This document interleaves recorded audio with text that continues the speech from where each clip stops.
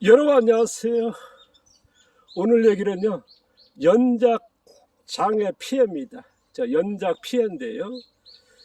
제가 이제 매달 농사 모습 보여주다 보니까 이제 저의 농사 모습 보시고 궁금한 게 있으셨는지 댓글로서 질문을 주셨습니다.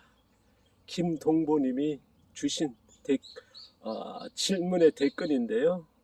제가 이제 양배추를 이 자리에서 제가 이사 와가지고 한 15년 정도 됐다는 말씀 드렸습니다.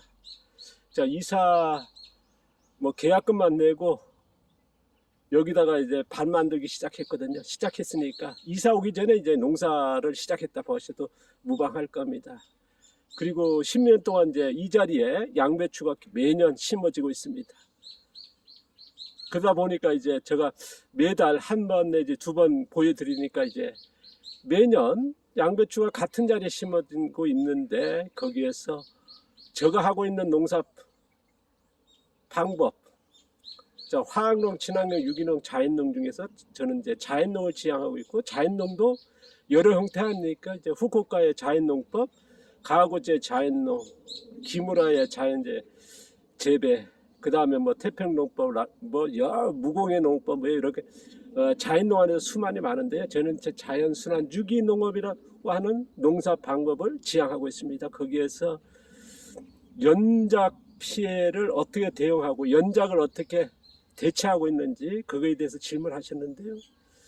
일단은 이제 연작 피해, 연작장애 피해는 지금 현대농업에서 광범위하게 발생하고 있습니다. 특히나 이제 거론했던 양배추, 제가 이제 몇 년 짓은 것만 해도 제주도 같은 경우 제가 살고 있는 지금 애월입니다. 지금 살고 있는 여기는 이제 세발 300고지니까 이 근처에는 양배추 재배하는 농가들이 없고요. 지금 저쪽에 보이는 소나무 거기서 한창 내려가면은 이제 근록대 해안가 뛰어가지고 이제 애월과 한림이 우리나라 양배추, 겨울 양배추죠. 주산지 아닙니까? 지금 그 양배추 주산지 애월과 한림에서 일어나고 있는 일이 뭐냐 그러면 연작 피해가 다발적으로 많이 심각하게라고 하는 표현도 맞을 겁니다. 뭐냐면 이제 뿌리 혹병이라고 하는 이제 매년 심다 보니까 연작 피해로서 이제 나타나고 그거는 일찍이 나타나지 않나 싶습니다. 그러다 보니까 이제 토양 살충제를 쓰는 걸 기본으로 하고 있거든요. 그 다음에 어쨌든 양배추 재배에서는 농약은 필수다 할 정도로 연작에 대한 피해는 이미 나와 있고요. 그리고 또 연작 피해가 이제 여러 피해가 있습니다. 아까 거론했던 뿌리 호병이라든가 여러 병해충 발생이 많아지고 있고, 그 다음에 생리작용 여러 가지 있습니다. 어쨌든 작물은요, 매년 같은 자리 심는 거는 바람직하지 않은 형태라 보고 있습니다. 제가 지향하는 농업에서는 특히나 농약을 안 쓰는 농사 짓지 않습니까? 그 다음에 유해적 요소가 없는, 그래서 농약을 안 쓰는 걸 목적으로 하고, 그 두 번째는 뭐냐, 흙 영양 생산이지 않습니까? 그렇다면 어떻겠습니까? 같은 자리에서 계속 심는다는 건 뭐냐면, 가령 양배추는 매년 같은 자리에 심습니다. 그러면 양배추가 어떻습니까? 성장하면서 필요한 양배추가 원하고 있는 양분이 있거든요. 그래서 양배추를 수확해 가지고 검사해 보니까 이제 어떤 성분이 칼륨이라는 게 많다 보니까, 그래서 양배추를 슈퍼푸드 하듯이, 그러면 그 양분들이 이제 토양에서 어떻습니까? 매년 심다 보면 결핍되거든요. 그러다 보니까 이제 영양적인, 그러면 생리작용에서 면역이라 할까요? 그런 것들이 이제 균형이 깨지고 하다 보니까 이제 병해충이라든가 이제 생리작용이 오는 거거든요. 그래서 같은 자리에 심는 거는 바람직하지 않습니다. 그래서 모든 작물은요, 연작 피해가 어떤 작물은 많고 어떤 작물은 이득이 된다 그렇게 얘기하고 있습니다만, 어쨌든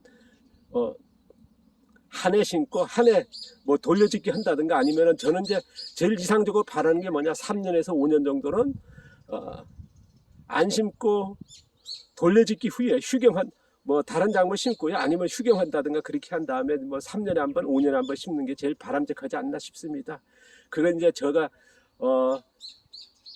지향하는 농사에서는 제일 이상적인 방법이라 보고 있는데요. 그런데 제가 이제 이 같은 자리에서 계속 심지 않습니까? 그건 뭐냐 그러면 저는 이제 그런 말씀 드렸습니다. 농작물 수확에 맞춘 게 아니라 기술 수확에 맞춰 있다고요.